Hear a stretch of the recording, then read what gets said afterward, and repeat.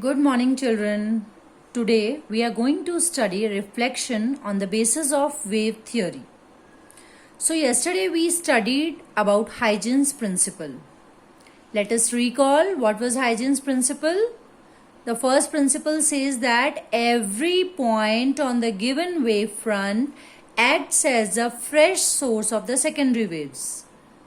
And second principle says that for all the secondary wavelets, the forward envelope gives us the direction of the secondary wave, right? So today we are going to prove law of reflection that we have already studied in junior classes using Huygens wave theory. So according to the law of reflection studied earlier, first law is angle of incidence is equal to angle of reflection. And second law says that the incident ray, the reflected ray and the normal all lie in the same plane, right? So for proving the reflection on the basis of wave theory, we have taken a simple diagram. In this diagram, we have taken a reflecting surface MM dash, which is a plane mirror. A set of parallel rays 1, 2 and 3 are falling on MM dash, right? So we have studied that for parallel set of rays, what kind of wavefront is formed? Plane wavefront is formed. So let us assume 1, 2, 3, there are so many wavefronts. One such wavefront AB is taken as incident on this reflecting surface MM dash. So we know that what is the angle of incidence? Angle between normal and incident ray. This angle is angle of incidence, right? So similarly, ray 1, 2, 3, these are parallel rays. So plane wavefront will be AB. The angle made by wavefront AB with the reflecting surface is angle of incidence I. So when we are talking about rays, we say that the angle between the normal and the incident, this angle is I. But for wavefront, we say the angle between wavefront and the reflecting surface, this angle is I. So 1 after reflection goes along 1 dash, 2 after reflection goes along 2 dash and 3 after reflection goes along 3 dash. So we have taken angle of reflection as the angle between the normal and the reflected ray. So this is a normal and this is a reflected ray. The angle between both of them is R. Similarly, for all these three sets of parallel rays, the incident wavefront is plane wavefront AB, for which the reflected wavefront will be CD. The angle made between reflected wavefront CD and the reflecting surface is also R. So what we are going to prove in this derivation? We are going to prove that angle I is equals to angle R. Angle I is equals to angle R. I hope the diagram is clear. We'll quickly recall ray 1, 2, 3 falling on the mirror. 1 reflects along 1 dash, 2 reflects along 2 dash and 3 reflects along 3 dash. The angle between incident plane wavefront AB is I. The angle between reflected plane wavefront CD is R. We have to prove that angle I is equals to angle R, and we have to prove that incident ray, reflected ray and normal all lie in the same plane, right? So let us assume that according to Huygens principle, every point on MM dash is a source of secondary wavefront. So let us draw few secondary wavefronts with the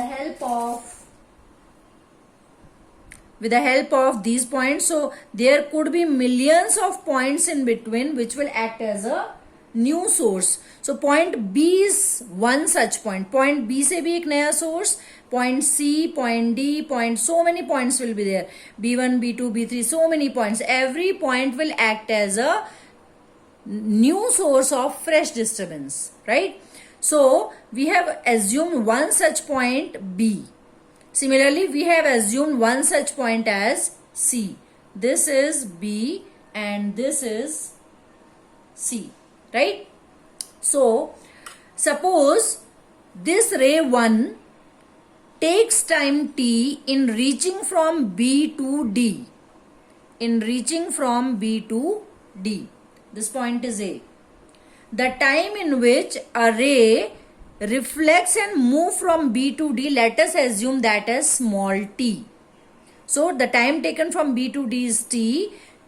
By the time it reflects and reaches here, in that time A will come and reach point C.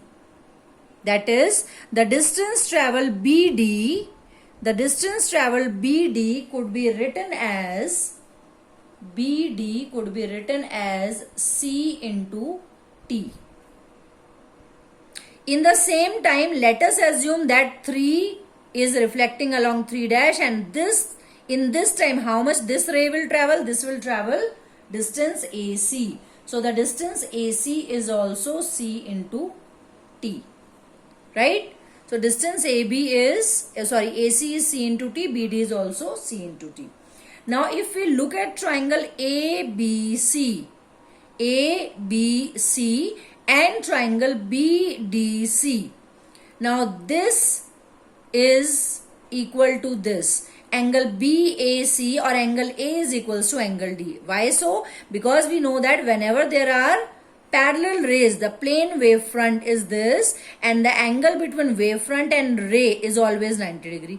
So ये जो incident wavefront है and incident rays के बीच का angle होगा 90 degree. Similarly, reflected wavefront and the angle between the rays, this will also be 90, this will also be 90, and this will also be 90. So this is 90. So if we take triangle ABC, triangle ABC and triangle BDC, right? So we can say that angle A is equals to angle D, which is equals to 90 degree, right? BC is equals to BC, as it's common in both, and BD is equals to AC, because both are equal to C into T. So we can write BD is equals to AC is equals to C into T. That means this triangle ABC is congruent to triangle BDC, right? And when these two angles are congruent, we may write triangle ABC is congruent to triangle BDC.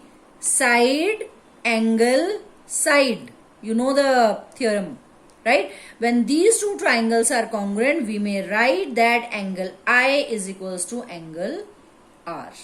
That is the first law of reflection, right? Second law says that incident ray, normal and reflected ray all lie in the same plane. Now if you see 1, 2 and 3, they are perpendicular to the plane of the paper. The normal obviously is a perpendicular to the plane of the paper, and the reflected ray 1 dash, 2 dash, 3 dash is also perpendicular to the plane of the paper. When incident ray or incident plane wavefront, reflected plane wavefront and the normal all are perpendicular to the plane of the paper, it means they lie in the same plane, which is the second law of reflection. Hope you have understood the topic. Thank you so much.